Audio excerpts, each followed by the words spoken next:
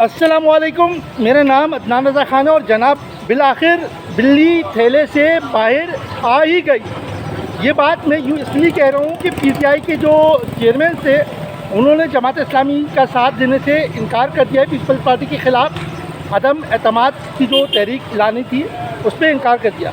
तो ये बात तो हम पहली जो है पीटीआई के कारकुनान को बता रहे थे और साथ साथ जमात इस्लामी वालों को भी ये बताया जा रहा था कि ये आपसे मुखलिस नहीं है और अहलियान कराची से मुखलिस नहीं है, लेकिन दोनों की बातें समझ में नहीं आ रही थी। अब इस टाइम पर हालात सबके सामने आ चुके हैं और जो बिल्ली थैले से बाहर आई है वो कराची की दुश्मन है और कराची को नोच नोच के जाता रहा है और जाता रहेगा, क्योंकि उनके दौरे हुकूमत में भी कराची के लिए 1100 अरब रुपए पैकेज का ऐलान किया गया था, जो कि कराची को नहीं दिया गया।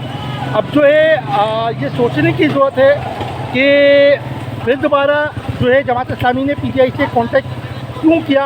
हालांकि जमात इस्लामी को अब एहतजाज करना चाहिए कि भाई जो इख्तियारात हैं वो मेयर से टाउन चेयरमैन को जो है वो मुंतकिल किए जाएँ ताकि अहलियान कराची तक उनका साथ लिख सकें और कराची में तामीराती और तरक्की काम तेज़ी से हो सके।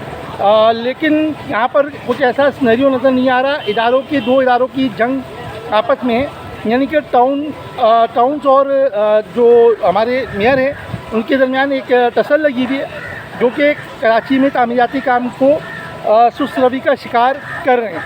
अब देखना ये कि कराची में कब तक के ये काम होते हैं, आया ये जो इनका जो मुद्दत है इसमें ये कराची के काम मुकम्मल हो सकेंगे या नहीं हो सकेंगे। जज़ाकल्लाह।